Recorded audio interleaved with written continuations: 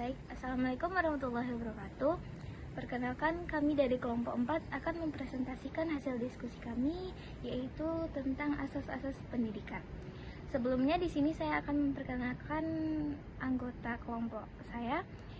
Dengan saya sendiri, yaitu Aura Yuri Adisya dengan NIM 240060006 sebagai moderator, dan rekan saya Aisyah Natasha dengan NIM 240060001 sebagai pemateri. Di sini sebelumnya saya akan menjelaskan tentang latar belakang asas-asas pendidikan. Asas-asas pendidikan adalah prinsip dasar yang menjadi landasan dalam proses pendidikan, baik formal maupun informal. Asas-asas ini digunakan untuk memastikan pendidikan berlangsung secara efektif, efisien, dan sesuai dengan tujuan pendidikan itu sendiri, yaitu pengembangan potensi individu serta menciptakan masyarakat yang berpengetahuan, bermoral, dan berketerampilan. Baiklah, materi selanjutnya akan dijelaskan oleh rekan saya. Baiklah, saya akan melanjutkan materi selanjutnya, yaitu Tughuri Handayani, ing ngarsa sung tulada, ing madya mangun karsyah, adalah semboyan yang terkenal di dunia pendidikan yang diciptakan oleh Ki Hadjar Dewantara, Bapak Pendidikan Nasional Indonesia. Arti dan makna dari semboyan ini dapat dijelaskan sebagai berikut. Yang pertama, Tughuri Handayani. Di belakang memberikan dorongan, artinya seorang pemimpin atau pendidik juga harus mampu memberikan dorongan dan semangat dari belakang tanpa terlalu mencampuri dan mendominasi. Yang kedua, ingarsa sung tulada. Di depan memberi teladan, artinya seorang pemimpin atau pendidik harus memberi contoh yang baik bagi orang-orang yang dipimpin atau pendidiknya. Yang ketiga, ing madya mangun karsyah. Di tengah membangun semangat, dalam posisi ini seorang pemimpin atau pendidik harus mampu memberikan dorongan, motivasi, semangat kepada orang-orang di sekitarnya. Selanjutnya, kemandirian belajar.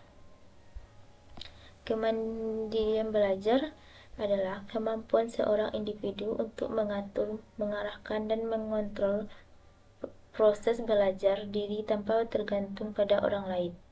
Berikut ada beberapa aspek utama dari konsep kemandirian belajar. Yang pertama, pengaturan diri, self-regulation. Siswa mampu merencanakan, mengatur, dan mengontrol kegiatan belajar, termasuk menetapkan tujuan, memilih strategi, dan mengelola sumber daya. Yang kedua, motivasi internal. Motivasi internal adalah kemandirian belajar didorong oleh motivasi intrinsik, di mana siswa belajar karena mereka tertarik dan ingin mencapai pemahaman, bukan karena paksaan atau imbalan eksternal. Yang ketiga, refleksi diri. Siswa mampu mengevaluasi dan merefleksikan kemampuan mereka dalam belajar, mengenali kekuatan dan kelemahan, serta melakukan penyesuaian sesuai kebutuhan. Yang keempat, inisiatif. Siswa secara aktif mengambil langkah untuk mencapai informasi, memahami materi, dan memecahkan masalah tanpa harus selalu diarahkan oleh guru atau diinstruksi.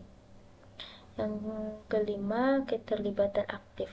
Siswa terlibat dalam proses belajar secara aktif, berpartisipasi dalam diskusi, dan berani mengeksplorasi pengetahuan secara mandiri.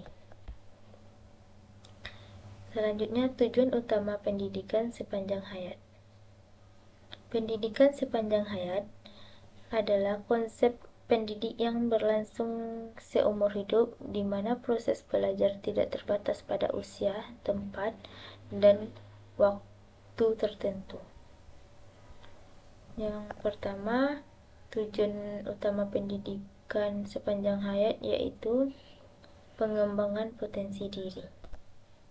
Membantu individu mencapai potensi maksimal dengan terus mengembangkan keterampilan. Meningkatkan kualitas hidup, pendidik sepanjang hayat bertujuan untuk memperkaya kehidupan individu baik dari segi pribadi, sosial maupun profesional sehingga mereka dapat menjalani kehidupan yang lebih bermakna dan berkualitas. Yang ketiga, mengadaptasi perubahan. Memberikan individu dengan kemampuan untuk beradaptasi dan berubah teknologi, sosial, ekonomi. Meningkatkan partisipasi sosial. Mendorong partisipasi aktif dalam kehidupan masyarakat dan mempromosikan nilai-nilai kebersamaan, solidaritas, serta toleransi. Yang kelima, mendukung pembelajaran sepanjang hayat. Menumbuhkan kesadaran bahwa belajar adalah proses yang berlangsung secara hidup dan bukan hanya terbatas pada pendidikan formal. Yang keenam, penyampaian pembelajaran mandiri. Membangun kemandirian belajar agar individu mampu kemampuan untuk mencari, mengevaluasi, dan mengaplikasikan pengetahuan secara mandiri.